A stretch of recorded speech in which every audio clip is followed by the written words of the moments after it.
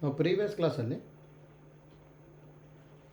ಅಡ್ಜಾಯಿಂಟು inverse of a matrix problems ಮಾಡ್ಕೊಂಡ್ವಿ, ಹೌದಾ? ಅಷ್ಟು ಐಡಿಯಾ ಗೊತ್ತಿರಬೇಕು. ನೆಕ್ಸ್ಟ್ ನೋಡಿ, ಸಿಸ್ಟಮ್ ಆಫ್ ಲೀನಿಯರ್ ಈಕ್ವೇಷನ್ಸಿಂದನೂ ಕೇಳ್ಬೋದು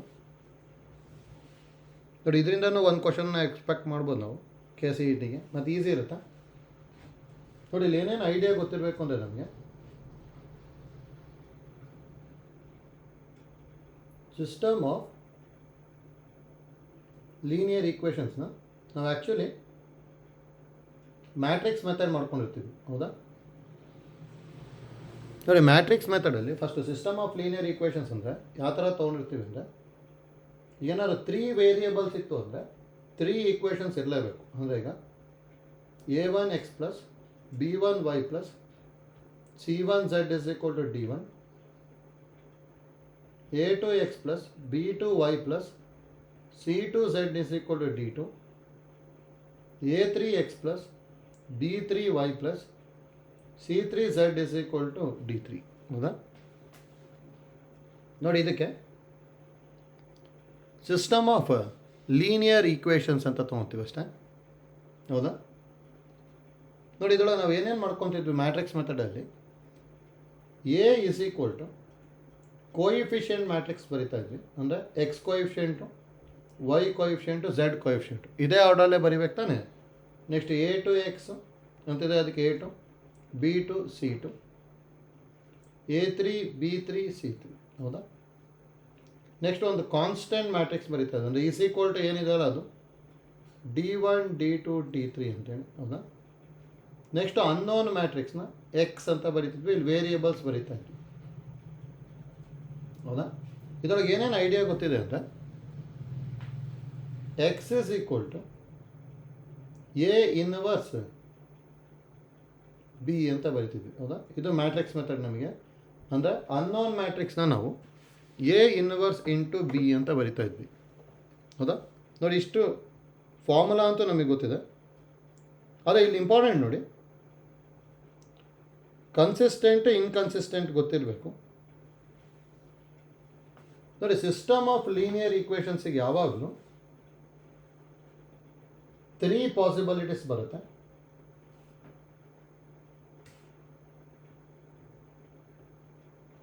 ಸಿಸ್ಟಮ್ ಆಫ್ ಲೀನಿಯರ್ ಈಕ್ವೇಷನ್ಸಿಗೆ ಟೋಟಲ್ 3 ಪಾಸಿಬಿಲಿಟೀಸ್. ಯಾವುದ್ಯಾವುದು ಅಂದರೆ, ಒಂದನೇದು ನೋಡಿ, ಯೂನಿಕ್ ಸೊಲ್ಯೂಷನ್ ಅಂತ ಹೇಳ್ತೀವಿ. ಅಂದರೆ ಒಂದೇ ಒಂದು ಸೊಲ್ಯೂಷನ್ ಬರೋದು, ಎಕ್ಸಿಗೆ ವೈಗೆ ಝೆಡ್ಡಿಗೆ ಯೂನಿಕ್ ಸೊಲ್ಯೂಷನ್ನು ಬಿಟ್ಟರೆ ಇನ್ಫೈನೈಟ್ ಸೊಲ್ಯೂಷನ್ ಬರುತ್ತೆ. ನೋಡಿ, ಯೂನಿಕ್ ಸೊಲ್ಯೂಷನ್ ಅದು ಬಿಟ್ಟರೆ ಇನ್ಫೈನೈಟ್ ಸೊಲ್ಯೂಷನ್,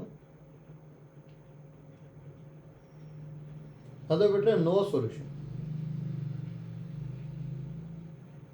ನೋಡಿ, ಇದು 3 ಪಾಸಿಬಿಲಿಟಿ ಇರೋದು. ಅಂದರೆ ಇಲ್ಲಿ ಸಿಸ್ಟಮ್ ಆಫ್ ಲೀನಿಯರ್ ಈಕ್ವೇಷನ್ಸಿಗೆ 2 ಸೊಲ್ಯೂಷನ್ಸ್ ಅಷ್ಟೇ ಎಕ್ಸಿಸ್ಟ್ ಆಗುತ್ತೆ ಅನ್ನೋಕ್ಕೆ ಬರಲ್ಲ, ಗೊತ್ತಲ್ಲ? ಇದ್ದರೆ ಒಂದೇ ಒಂದು ಸೊಲ್ಯೂಷನ್ ಇರಬೇಕು. ಏನಾದ್ರು ಮೋರ್ ದ್ಯಾನ್ 1 ಸೊಲ್ಯೂಷನ್ ಇತ್ತು ಅಂದರೆ ನೆಕ್ಸ್ಟ್ ಕೇಸಿಗೆ ಹೋಗುತ್ತೆ, ಇನ್ಫೈನೈಟ್ ಸೊಲ್ಯೂಷನಿಗೆ ಬಂದ್ಬಿಡುತ್ತೆ, ಹೋಯ್ತಲ್ಲ ಇಲ್ಲಿ? ಅದು ಬಿಟ್ಟರೆ ನೋ ಸೊಲ್ಯೂಷನ್. ಇದು 3 ಪಾಸಿಬಿಲಿಟಿ ಇರೋದು. ನೋಡಿ, ಯೂನಿಕ್ ಸೊಲ್ಯೂಷನ್ನಿಗೆ ಕಂಡೀಷನ್ ಏನು ಬರಿತೀವಿ ಅಂತೇಳಿ ನೋಡಿ. ಕಂಡೀಷನ್ ಇಂಪಾರ್ಟೆಂಟ್, ನಮಗೆ ಕರೆಕ್ಟಾಗಿ ಗೊತ್ತಿರಬೇಕು ಇಲ್ಲಿ.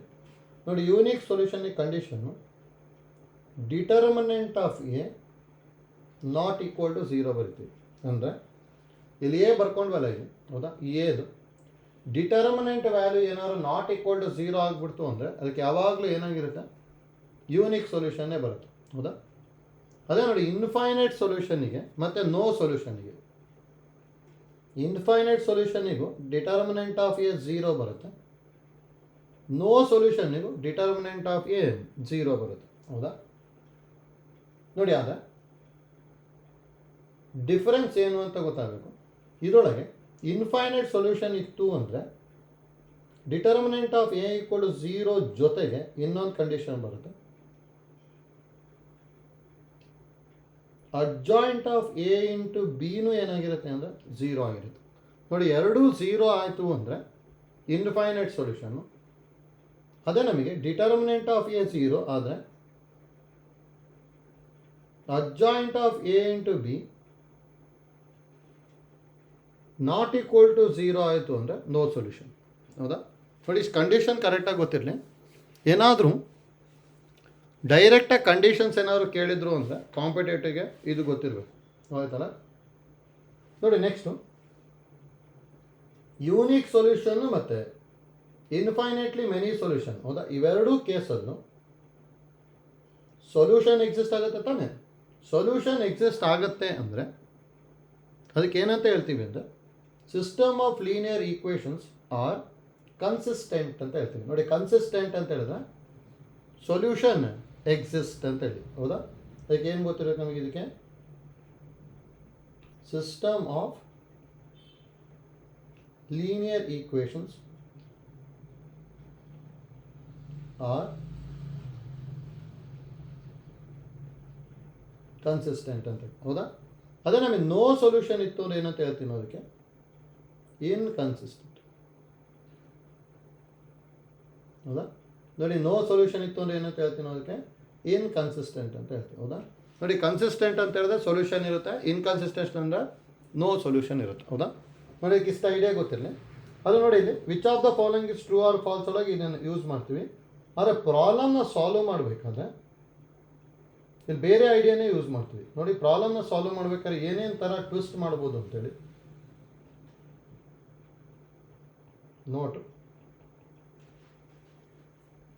ನೋಡಿ, ಇಫ್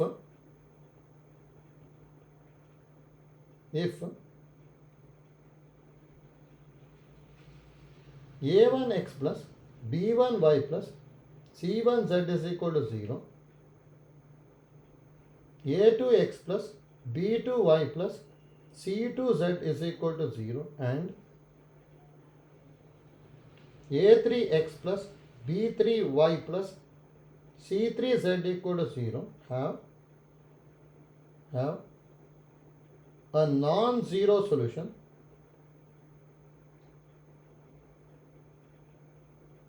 then. ನೋಡಿ, ಇದು ಕಂಡೀಷನ್ ಗೊತ್ತಾಗಬೇಕೀಗ.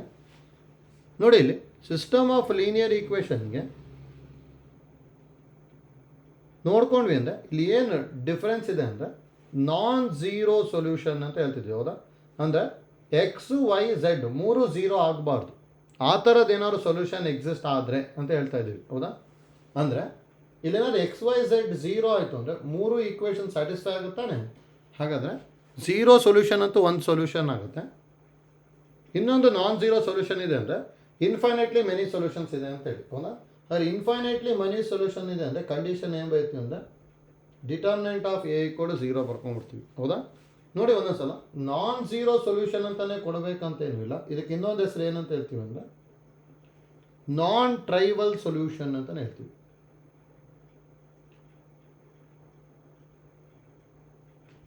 ನೋಡಿ, system of linear equation have non trivial solution ಅಂತ ಹೇಳಿದ್ರು ಅಂದ್ರೂ then determinant of A equal to 0 ಅಂತ ಬರಿತೀವಿ ಅಷ್ಟೇ. ಹೌದಾ? ನೋಡಿ, ಇದು ಇಂಪಾರ್ಟೆಂಟ್ ಗೊತ್ತಿರಬೇಕು. ನೋಡಿ, ಎರಡನೇ point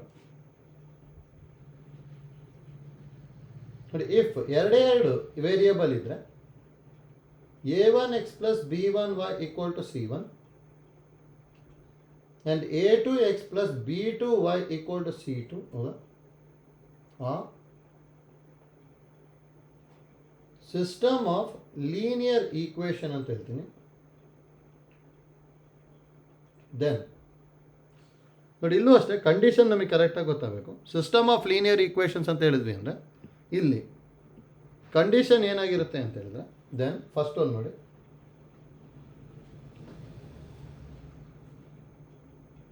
a1 by a2 is equal to b1 by b2 which is not equal to c1 by c2. ಅಂದರೆ a1 by a2 is equal to b1 by b2 ಆಗಿದೆ. ಆದರೆ c1 by c2 ಈಕ್ವಲ್ ಆಗಿಲ್ಲ ಅಂತ ಹೇಳಿದ್ರೆ ಇಲ್ಲಿ ಏನಂತ ಹೇಳ್ತೀವಿ ಅಂದರೆ it has no solution. Second one, a1 by a2 is not equal to b1 by b2. ಈ ಥರ ಇತ್ತು ಅಂದರೆ unique ಸೊಲ್ಯೂಷನ್ನು.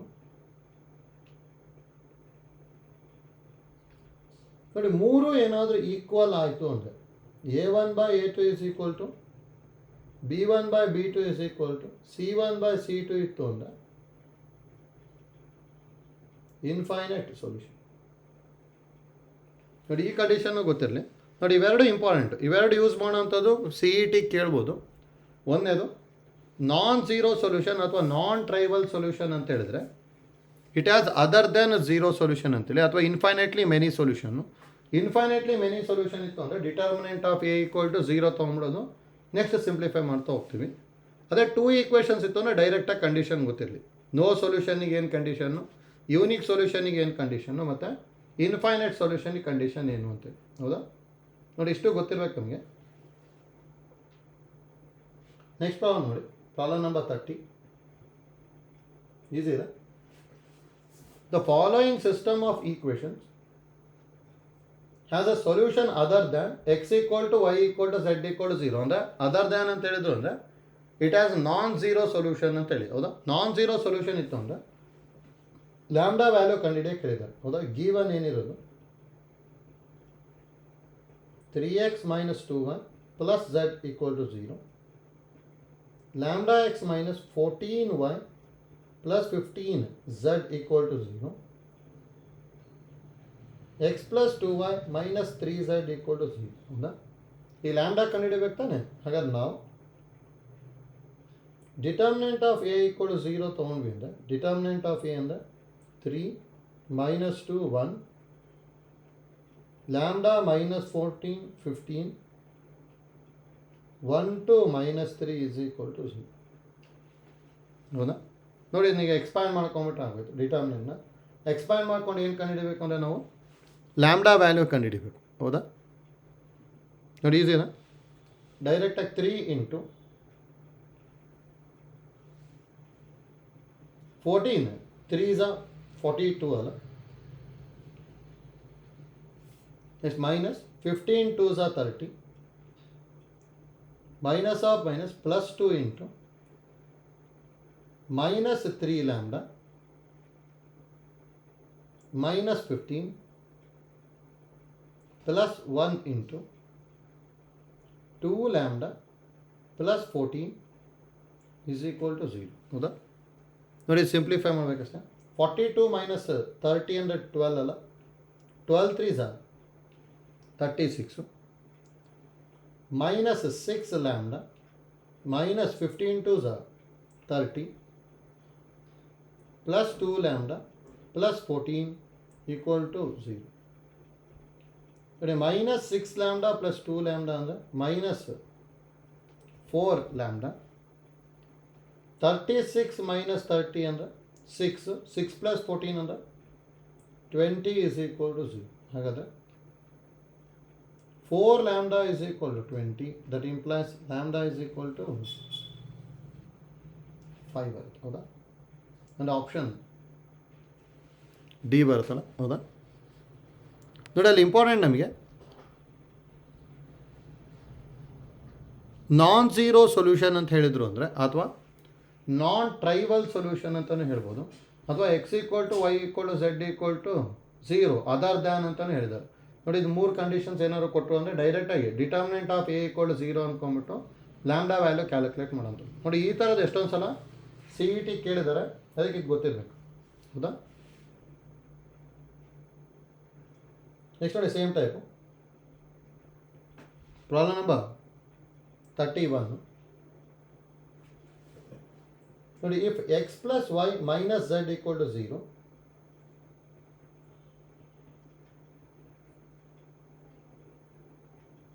Three x minus a y minus 3z equal to 0, x minus 3y plus z equal to 0 has a non-zero solution. Then a equal to ಅಂತ ಹೇಳಿದ್ದಾರೆ. Same has non-zero solution ಅಂದರೆ that implies determinant of a equal to 0. ಹೌದಾ? determinant of a ಅಂದರೆ 1 1 minus 1, 3 minus a minus 3, 1 minus 3 1 equal to 0. ಇನ್ನು expand ಮಾಡ್ಕೊಂಡ್ಬಿಟ್ಟು A value ಕಂಡುಹಿಡಿಬೇಕಷ್ಟೇ.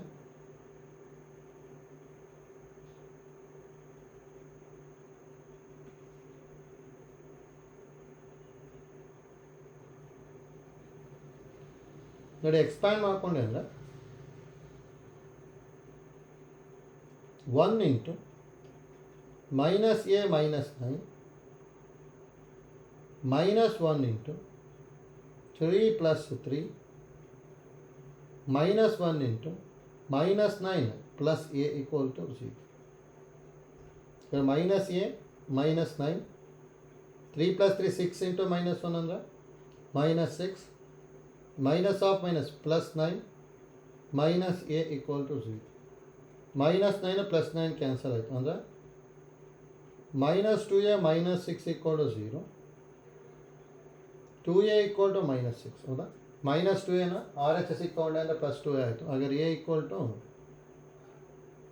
minus 3 ಬಂತು ಹೌದಾ. ಒಂದು ಆಪ್ಷನ್ ಡಿ ಬರುತ್ತೆ. ಆಯ್ತಲ್ಲ.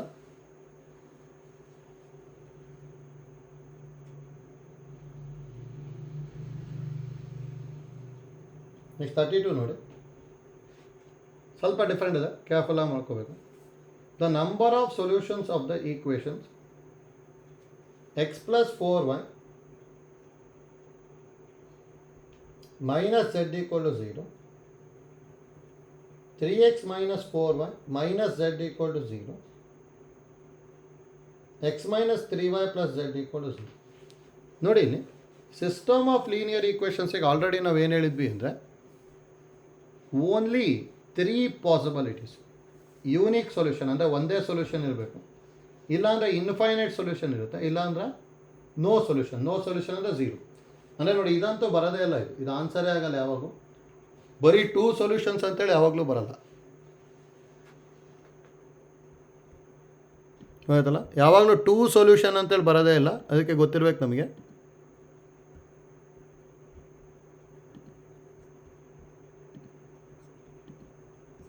ಏನೇ ಇದ್ರೂ ನಮಗೆ 1 ಅಥವಾ ಇನ್ಫೈನೈಟ್ ಸೊಲ್ಯೂಷನಿಗೆ ಬರಬೇಕು, ಆಯ್ತಲ್ಲ.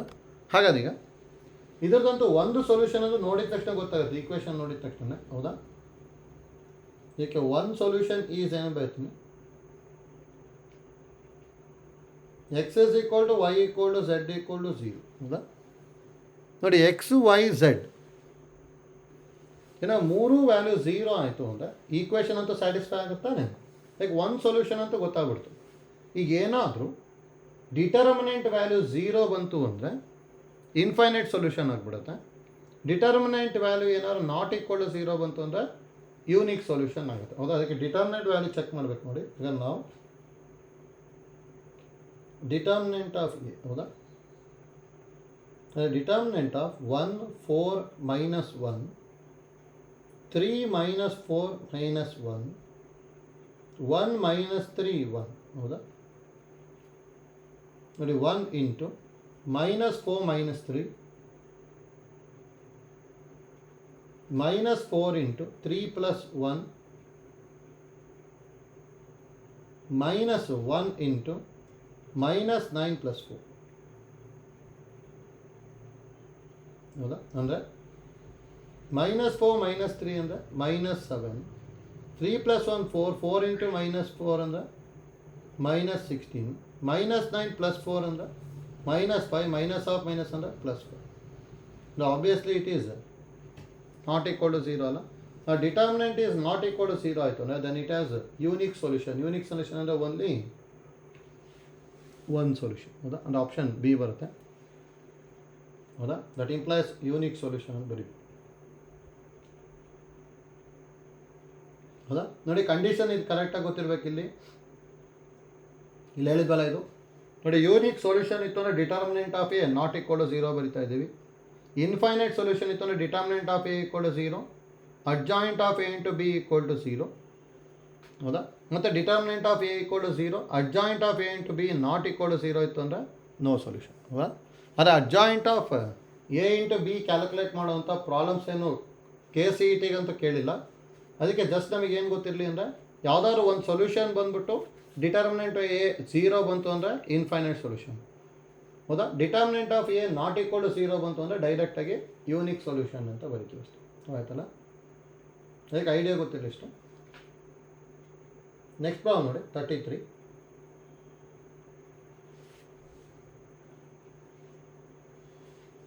ನೋಡಿ the value of x y z in order of the system of equation ಅಂತ ಹೇಳಿದ್ದಾರೆ. ಹೌದಾ? ನೋಡಿ, ಈ ಥರದ್ದು ಏನಾದ್ರು ಕೇಳಿದ್ರು ಅಂದರೆ ಮತ್ತು ನಾವು ಮ್ಯಾಟ್ರಿಕ್ಸ್ ಮೆಥಡ್ ಅಪ್ಲೈ ಮಾಡಬೇಕು ಅಂತ ಏನೂ ಇಲ್ಲ. ಡೈರೆಕ್ಟಾಗಿ ನಾವು ಆನ್ಸರ್ ಟು ಕ್ವಶನ್ ಹೋಗ್ಬೋದು. ಅಂದರೆ ಈಗ 3x + y + 2z = 3 ಇದೆ. ಇನ್ನೊಂದು 2x - 3y - z = -3, x + 2y + z = 4. ಹೌದಾ? ನೋಡಿ, ಈಗ ಇದಕ್ಕೆ ಎಷ್ಟು ಸೊಲ್ಯೂಷನ್ ಏನು ಅಂತ ಕೇಳಿದ್ದಾರೆ. ಹೌದಾ? ನೋಡಿ, ಅಲ್ಲಿ ಫಸ್ಟ್ ಆಪ್ಷನ್ನ ಏನು ಕೊಟ್ಟಿರೋದು, ಆಪ್ಷನ್ ಎ ಎಕ್ಸಿಗೆ 2 ಅಂತ ಕೊಟ್ಟಿದ್ದಾರೆ, ವೈಗೆ 1, ಝಡ್ಡಿಗೆ 5. ಹೌದಾ? ಈಕ್ವೇಷನ್ 1ಗೆ ಸಬ್ಸ್ಟಿಟ್ಯೂಟ್ ಮಾಡೋದು. ಹೌದಾ? ನೋಡಿ, ಈಕ್ವೇಷನ್ 1ಗೆ ಸಬ್ಸ್ಟಿಟ್ಯೂಟ್ ಮಾಡ್ತೀನಿ. ಏನು ಬರುತ್ತೆ? ಎಕ್ಸಿಗೆ 2 ಬರ್ಕೊಂಡೆ ಅಂದರೆ 3 2s are 6, ವೈಗೆ 1 ಬರ್ಕೊಂಡೆ ಅಂದರೆ +1, ಝಡ್ಡಿಗೆ 5 ಬರ್ಕೊಂಡೆ ಅಂದರೆ 5 2s are 10, 10 + 6 ಅಂದರೆ 16 + 1 ಅಂದರೆ 17. ಅದರಲ್ಲಿ ಏನು ಕೊಟ್ಟಿದ್ದಾರೆ? 3 ಅಂತ ಕೊಟ್ಟಿದ್ದಾರೆ ತಾನೆ. ಇದು ನಾಟ್ ಈಕ್ವಲ್ ಟು 3. ಅದಕ್ಕೆ ಆಪ್ಷನ್ ಎ ಅಂತೂ ಅಲ್ಲ. ಹೌದಾ? ದೇಫೋರ್ ಎ ಅಂತೂ ಬರಲ್ಲ. ನೆಕ್ಸ್ಟ್ ಬಿ ಚೆಕ್ ಮಾಡೋದು. ಅದೇ ಥರ ಬಿ ಒಳಗೆ ಏನು ಕೊಟ್ಟಿರೋದು? ಎಕ್ಸಿಗೆ 1, ವೈಗೂ 1, ಝಡ್ಡಿಗೂ 1. ಹೌದಾ? ಈಕ್ವೇಷನ್ 1ಗೆ ಸಬ್ಸ್ಟಿಟ್ಯೂಟ್ ಮಾಡಿದೆ ಅಂದರೆ ಏನು ಬರ್ಬೋದು? 3 + 1 + 2 1. ಹೌದಾ? ಅಂದರೆ ಇದು 6 ಆಗ್ತಿದೆ. ಇದೂ 3 ಅಲ್ಲ, ಅದಕ್ಕೆ ಬಿನೂ ಅಲ್ಲ. ಹೌದಾ? ನೋಡಿ, 3 ಈಕ್ವೇಷನ್ನಿಗೂ ಆನ್ಸರ್ಸ್ ಸ್ಯಾಟಿಸ್ಫೈ ಆಗಬೇಕು. ಹೌದಾ?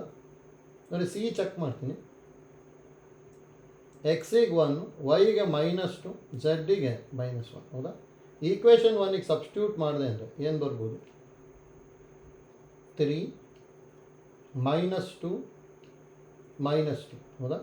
3 - 2 ಅಂದರೆ 1, 1 - 2 ಅಂದರೆ -1 ಬರುತ್ತೆ. ಇದು ನಾಟ್ ಈಕ್ವಲ್ ಟು 3. ಅದಕ್ಕೆ ಸಿನೂ ಅಲ್ಲ. ಹೌದಾ? ಹಾಗಾದ್ರೆ ಆಬ್ವಿಯಸ್ಲಿ ಏನಾಗಿರುತ್ತೆ ಆನ್ಸರು? ಡಿ ಆಗಲೇಬೇಕು. ಹೌದಾ? ಬೇಕಾದ್ರೆ ನೋಡಿ, ಡಿ ಚೆಕ್ ಮಾಡ್ಬೋದು.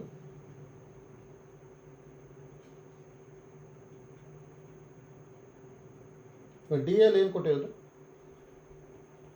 ಎಕ್ಸಿಗೆ 1, ವೈಗೆ 2, ಝಡ್ಡಿಗೆ -1. ಹೌದಾ? ಎಕ್ಸಿಗೆ 1 ಅಂದರೆ 3 ಈಕ್ವೇಷನ್ 1 ಪ್ರಕಾರ,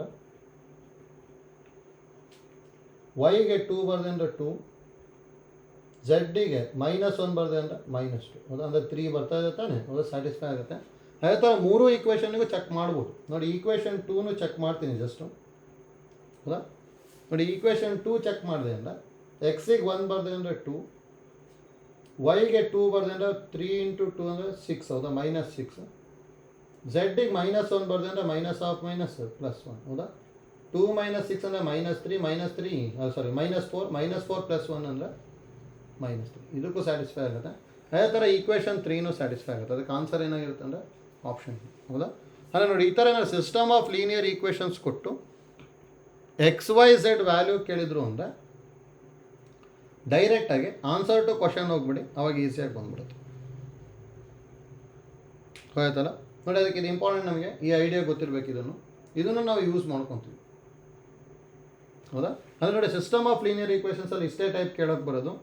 ಒಂದು, ಕನ್ಸಿಸ್ಟೆನ್ಸು, ಇನ್ಕನ್ಸಿಸ್ಟೆನ್ಸ್. ಅಂದರೆ ಸೊಲ್ಯೂಷನ್ ಇತ್ತು ಅಂದರೆ ಕನ್ಸಿಸ್ಟೆಂಟು, ಸೊಲ್ಯೂಷನ್ ಇಲ್ಲ ಅಂದರೆ ಇನ್ಕನ್ಸಿಸ್ಟೆಂಟ್. ಹೌದಾ? ಎರಡನೇದು, ಇಟ್ ಹ್ಯಾಸ್ ನಾನ್-ಝೀರೋ ಸೊಲ್ಯೂಷನ್ನು ಅಥವಾ ನಾನ್ ಟ್ರೈವಲ್ ಸೊಲ್ಯೂಷನ್ನು. ಹೌದಾ? ಈ ಥರ ಏನಾದ್ರು ಕೊಟ್ಟಿದ್ರು ಅಂದರೆ ಡಿಟರ್ಮಿನೆಂಟ್ ಆಫ್ A = 0 ಅಂದ್ಕೊಂಬಿಟ್ಟು ವ್ಯಾಲ್ಯೂ ಕಂಡುಹಿಡಿಯೋದು. ಹೌದಾ? ಅಥವಾ ಏನಾದರೂ 3 ಈಕ್ವೇಷನ್ಸ್ ಕೊಟ್ಬಿಟ್ಟು ಇದು ಸೊಲ್ಯೂಷನ್ಸ್ನ ಕೇಳ್ಬೋದು. ಐಡಿಯಾ ಗೊತ್ತಾಯ್ತಾನ? ಹೌದಾ? ಅದಕ್ಕೆ ನೋಡಿ, ಇಷ್ಟು ಐಡಿಯಾ ಗೊತ್ತಿರಲಿ.